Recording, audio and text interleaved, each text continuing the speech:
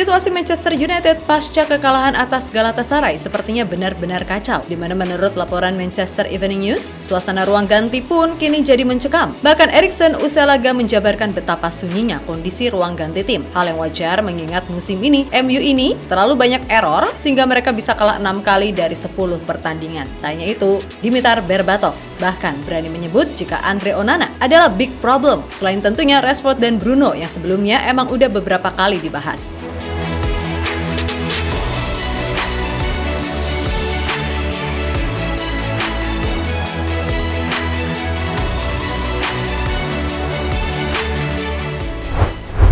Manchester United memang saat ini sedang dalam situasi genting. Kekalahan demi kekalahan yang mereka alami pada akhirnya membawa fans pun makin tak kuasa meluapkan kekesalannya. Memang dari pihak manajemen, posisi Erik ten Hag ini masih aman. Mengingat ini juga bukan 100% kesalahannya. Namun seperti yang pernah dikatakan Ibra dalam interviewnya bersama Piers Morgan, kalau fans MU ini nggak peduli soal apapun selain menang, menang, dan menang.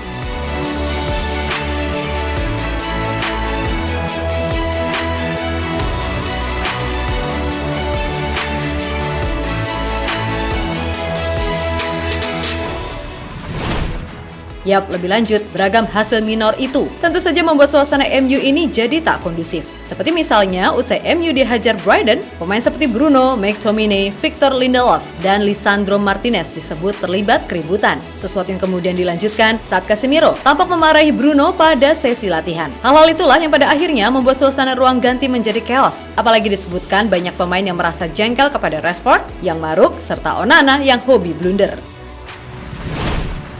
Di sisi lain, apa yang terjadi dengan ruang ganti MU nyatanya makin diperjelas usai Christian Eriksen mengatakan jika saat ini ruang ganti tim menjadi sangat sepi. Situasinya begitu dingin dan beberapa pemain seperti malas untuk menyapa satu sama lain. Ini adalah kekecewaan besar. Ruang ganti sangat sepi. Tidak, menurut saya ini bukan tentang kepercayaan diri, ini tentang kesadaran dan ketajaman serta keputusan yang salah di waktu yang salah. Banyak, ini adalah detailnya. Jika kami tidak membuat kesalahan, kami tidak akan kebobolan seperti kami melakukannya. Ucap pemain asal Denmark itu pasca laga melawan Galatasaray dilansir dari BBC. Ya, berkaca dari apa yang dikatakan Eriksen memang menjadi hal wajar. Apalagi bukan rahasia lagi jika di MU ini masih terlalu banyak ego yang berkeliaran. Pemain-pemain MU yang sekarang banyak yang merasa bintang lantaran mendapatkan gaji yang besar. Hal yang pernah juga disinggung oleh Ole Gunnar Solskjaer dalam wawancaranya bersama The Athletic. Jika siapapun pelatihnya, kalau pemainnya masih banyak yang memiliki sikap semacam itu, ya sampai kapanpun tidak akan bisa maju. Oleh karena itu, Ole pun sangat berharap kalau Ten Hag bisa melepaskan MU dari lingkaran setan jahat semacam itu.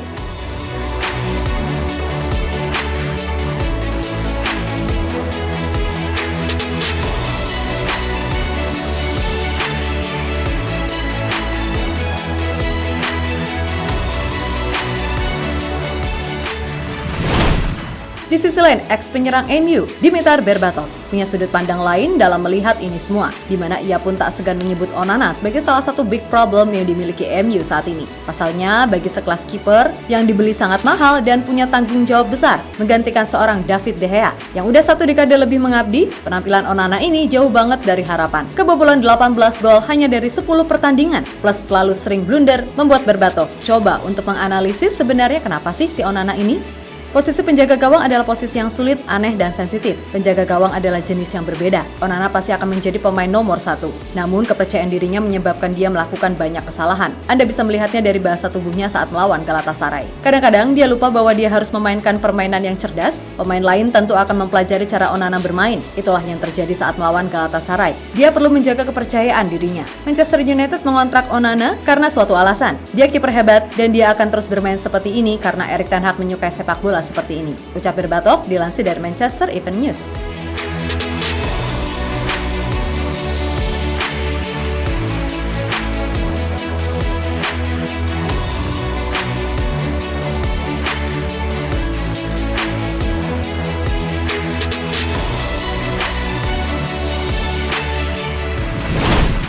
Ya, berkaca dari segala hal tadi, bisa jadi masalah utama MU sekarang adalah soal mentalitas. Ya, suka tak suka, ini bukanlah MU di era Sir Alex.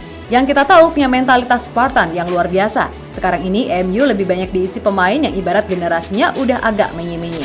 Bukan seperti zamannya Ronaldo muda yang ketika itu sering banget digembleng pemain-pemain macam Roy Keane, Rio Ferdinand, Van Nistelrooy, Ryan Giggs, hingga Paul Scholes. Pemain sekarang ini seperti yang pernah dikatakan Opa Fergie dan juga Ronaldo, harus menggunakan pendekatan yang lebih personal jika ingin memberi masukan. Karena jika salah, wah berabe.